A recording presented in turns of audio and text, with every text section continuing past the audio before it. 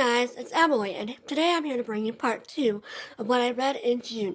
I read 6 books, and one of them I already showed you in May, and then the first 2 I showed you in the last the last wrap-up. So now I got 3 more books to show you about, just like the normal wrap-up that I normally do.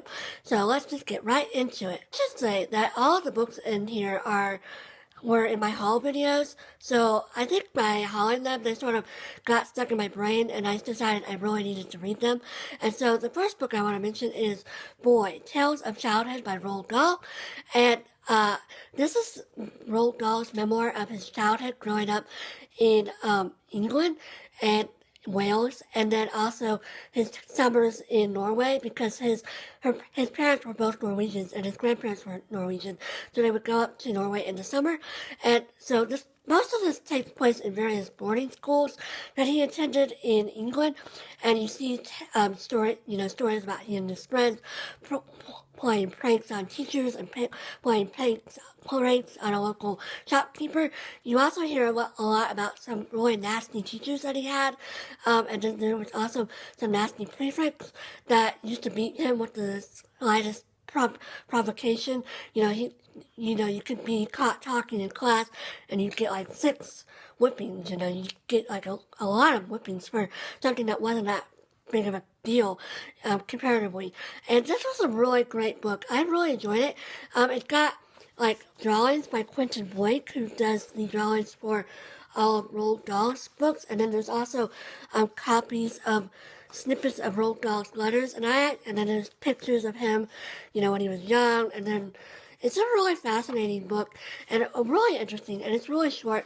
I should say, I read 6 books this month, but they were all really short because I've been riding the bus to and from work, and I like having books that are portable, and so I've been cutting down on the number of short books on my TBR for the summer while I'm doing this, working where I have to ride the bus. And anywho, and I think I mentioned in my haul that my library had an expanded copy of this edition, so I did pick that up. Let me show you.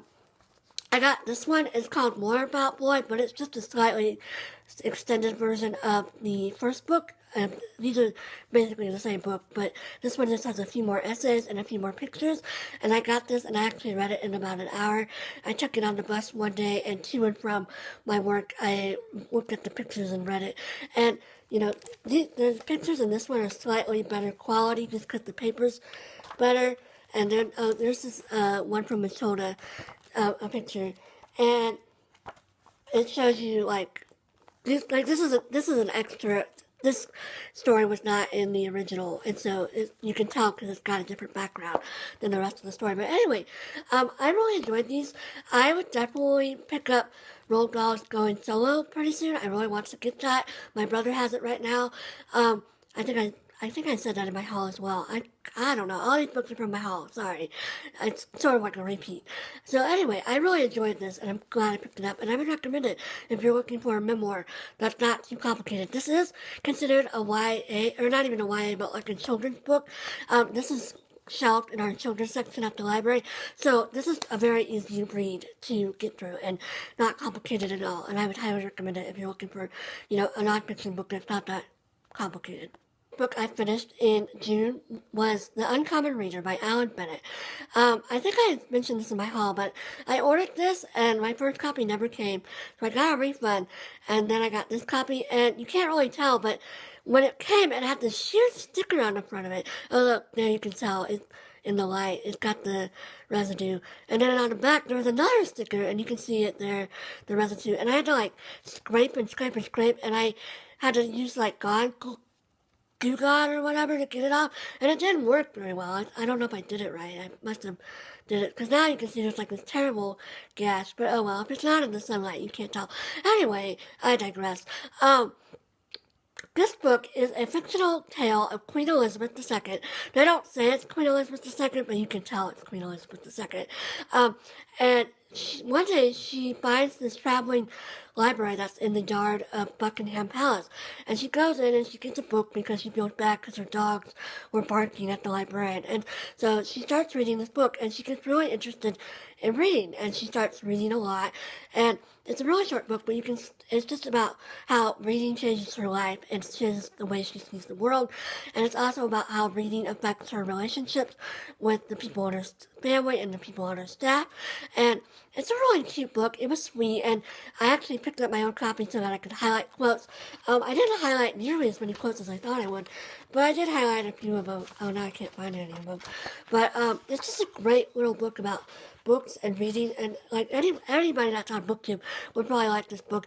Although it is kind of twee, it's very quaint, and it's not really a plot. It's just the queen reads books, and then she talks about them with various people, and she also has arguments about reading with various people on her staff. So it's not like a super exciting book or anything, but it was cute and it was fast, and I read this in one day, basically. I read it's 120 pages, and I read the first 100 pages in one day, and then the next morning when I woke up, I read the last 20 pages before I got out of bed. So it's a really fast read, and I would recommend it if you like books or reading, which presumably you do if you're on BookTube. So yeah, it was a great little read. The last book I read in June, I finished on June 29th, and that was For the Lab, Fighting for Grace in a World of Impossible Standards by Jim Hatmaker. Jim Hatmaker is a Christian writer slash blogger slash speaker. She's really well known for being sort of like everybody's girlfriend.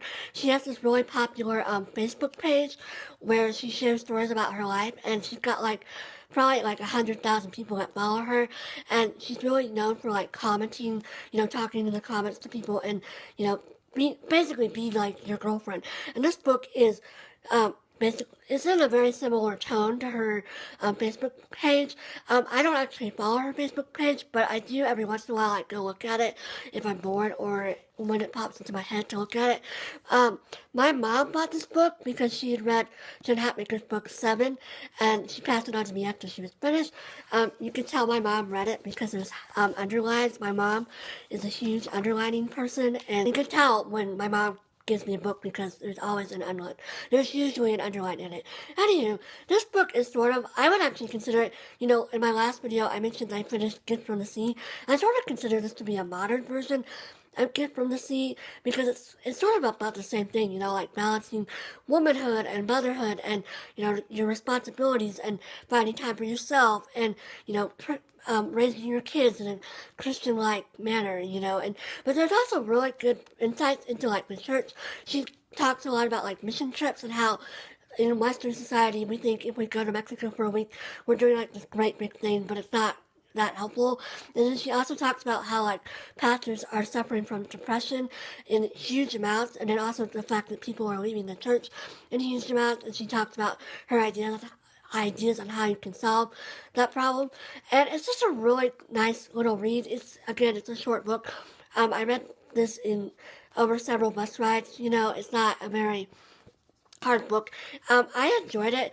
I gave it 3 stars though. It wasn't spectacular, but it was a pretty interesting book. I'm gonna give this book away. I could see myself again, Gift from the Sea, reading this again, in a few years when I have kids or when I'm married or, when I feel like I'm overwhelmed. My problem with books like these, it's so common for books like these to be if you're overwhelmed, you need to find simplicity. And my problem is the opposite. I always feel like I don't do enough. I come home every day from work and I just sit. Well, not right now because I'm taking summer school, but, on a normal, when I'm not in summer school, I just, come home and sit and read all night, which isn't a bad thing. It's just, I don't feel overwhelmed because comparatively, I don't have that many responsibilities when you compare my life to, a woman who's a mother and got, a husband and has a full-time job and has to do church stuff and does, everything else that women do, So, I enjoyed this, but once again, this seems to be the mantra of my month, but I felt like I was not the target audience for this book.